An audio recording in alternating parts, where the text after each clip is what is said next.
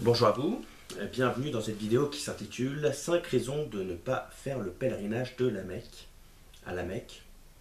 ce que les musulmans appellent le Hajj et qui constitue d'ailleurs un des 5 piliers de l'islam. Alors, bien entendu, il est important de rappeler avant tout que les musulmans font ce qu'ils veulent, à savoir s'ils ont envie de faire le Hajj, le pèlerinage à la Mecque, ils en ont tout à fait le droit. D'autant plus qu'ils pensent que c'est quelque chose d'important pour eux, en tant que musulmans. Simplement, nous, on a le droit également de dire que ce n'est pas une bonne chose et c'est le but de cette vidéo donc d'expliquer pourquoi est-ce qu'ils ne doivent pas faire le pèlerinage de la Mecque, sachant que en faisant ce pèlerinage, c'est pas juste un aller-retour dans une destination plus ou moins exotique, deux trois prières et puis voilà, c'est bon, on l'a fait. Ça a un certain nombre d'implications sur le sens de son existence. Alors j'ai développé tout ça de façon assez approfondie dans la vidéo qui s'intitule 4 raisons de ne pas prier en direction de la Mecque et les 4 raisons, je vais les reprendre très très rapidement dans cette vidéo là et je vais en développer une cinquième spécifiquement dans cette vidéo. Alors pour faire simple, la première raison c'est que c'est un mensonge, la ville de la Mecque n'existait pas sous Mahomet et que affirmer le contraire, ça dénote une attitude assez fréquente chez les musulmans, à savoir le mensonge et plus généralement prendre leur désir pour des réalités, quitte à ce que ce soit mensonger, ce qui introduit une forme de dérive schizophrène de leur psyché assez souvent. Deuxième raison, c'est un mensonge attribué à Dieu, et pour faire simple, attribuer un mensonge à Dieu, c'est faire d'une pierre deux coups, si j'ose dire. C'est non seulement pécher en faisant un mensonge, mais c'est également pécher en faisant un blasphème, parce qu'on attribue l'origine de ce péché, de ce mensonge à Dieu. Troisième raison, c'est un... Évidemment, si vous souhaitez en savoir un peu plus pourquoi est-ce que la ville de la Mecque n'existait pas sous Mahomet, je vous invite à visionner mes vidéos sur ce sujet-là, je n'ai quand même fait plusieurs. Troisième raison, c'est un mensonge qui a été créé notamment pour justifier des conquêtes guerrières, puisque les conquêtes des Arabes devaient se faire au nom d'une idéologie qu'ils ont présentée sous forme de religion, et ils ont pour le coup inventé le site de la Mecque en disant que c'était une sorte de... que c'était le signe qu'ils étaient prédestinés en tant que descendants d'Abraham via Ismaël, Ismaël qui est l'ancêtre des Arabes, a donné un jour lieu à une religion et, euh, et c'est quand même et cette propension à se complaire dans le mensonge pour justifier du crime, puisque quand on se complaît dans le mensonge c'est rarement pour faire le bien, elle donne parfois des choses assez graves comme des dérives terroristes. Et toutes ces conquêtes des Arabes, faut-il le rappeler, n'ont pas été très pacifiques. Quatrième raison, il s'agit d'une manipulation sioniste originelle qui est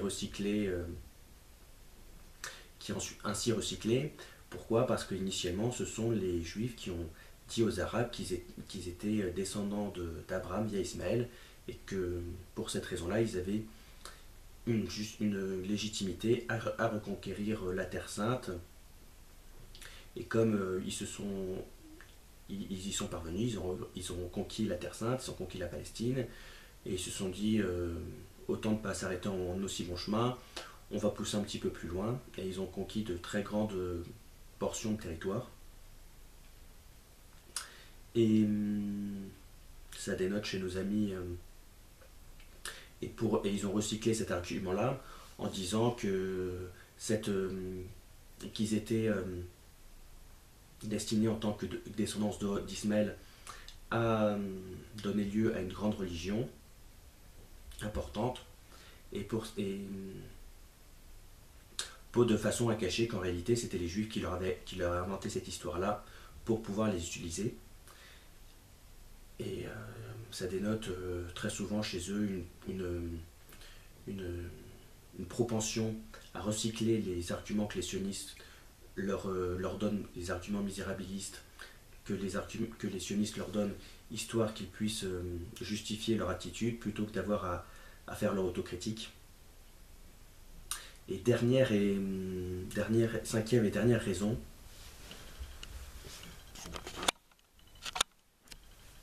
voilà, cinquième et dernière raison pour laquelle spécifiquement il ne faut pas faire le pèlerinage de la Mecque. Bon, je ne peux pas absolument être aussi catégorique que pour les 4 précédentes, mais c'est mon intuition la plus intime, la plus personnelle, et le but de la vidéo, et donc je vais la partager dans la vidéo, c'est que, alors, les gens ne le savent pas forcément, surtout s'ils ne sont pas musulmans, mais lorsque les musulmans vont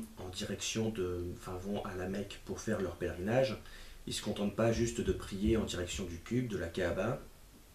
Ils ont 2-3 rites à accomplir, et parmi ces rites, voilà, et j'ai l'intime conviction, moi, que ces rites, bon, évidemment, ils n'ont aucun fondement historique avéré, c'est inventé de toutes pièces, d'aucune véracité, mais que ces rites, en quelque sorte, constituent une sorte de pastiche blasphématoire du christianisme, à savoir, lors du pèlerinage, un des rites que le musulman est censé accomplir, c'est une sorte de course à pied, toute petite, enfin pas très long, quelques dizaines, voire quelques centaines de mètres, c'est vraiment pas difficile. Et inconsciemment, je ne peux m'empêcher de penser cette course à pied, elle est censée en quelque sorte réitérer la souffrance d'Ismaël, qui, expulsé par Abraham et à l'instigation de sa femme Sarah, qui n'est pas la mère d'Ismaël, qui est la mère d'Isaac, et bien il se retrouve avec sa mère Agar dans le désert. Ismaël et Agar se retrouvent dans le désert, ils sont un peu perdus, et là ils sont obligés de faire des petits allers. Et là ils sont obligés de crier vers Dieu pour trouver une solution. Et c'est ce qui est censé commémorer cette petite course qui fait partie du rite du pèlerinage de la Mecque. Mais j'ai l'intime conviction qu'en réalité il s'agit d'un pastiche, d'une parodie en quelque sorte du calvaire du Christ, et que c'est pour ça qu'en réalité il réalise et que c'est en réalité pour ça que ce rite existe. Autre rite à effectuer lors du pèlerinage de la Mecque, la lapidation de Satan, puisque pour les musulmans, en gros, Satan serait apparu à un moment à Mahomet sous une forme, je ne sais plus exactement laquelle, et Mahomet l'aurait lapidé. Et là, il faut lancer 3 pierres enfin, je ne sais plus exactement comment ça se fait, mais en quelque sorte, il faut lancer des pierres à un endroit, et ça sur 3 cibles différentes. Et ça s'appelle la lapidation de Satan dans l'islam, tout simplement, dans le rite du pèlerinage de la Mecque. Et j'ai l'intime conviction, là encore, qu'il s'agit en quelque sorte d'une insulte à la Trinité, puisque l'essence de l'islam, en quelque sorte, c'est mon intime conviction, notamment par le fait qu'il y a beaucoup de passages du Coran qui sont attribués à Dieu, puisque tout le Coran,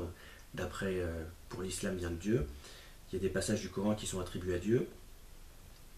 Et ces passages du Coran, en réalité, ce sont des pastiches de textes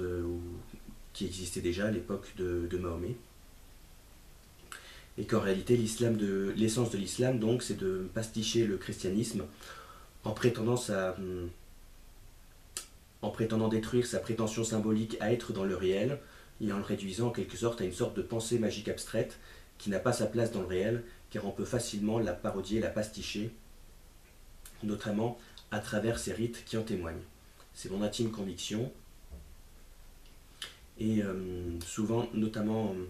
je me base notamment sur le fait que l'islam aime bien, en quelque sorte, d'une part, se repose sur une sorte d'angoisse du réel, et d'autre part, aime bien en quelque sorte justifier cette angoisse du réel en pastichant le christianisme qui prétend être la religion du réel, que tout a un sens dans sa religion, en inventant des choses parallèlement, qui n'ont aucun sens, mais pour montrer que donc tout ce que prétend signifier le christianisme n'a pas de sens, puisqu'on peut inventer tout et n'importe quoi à côté de ça.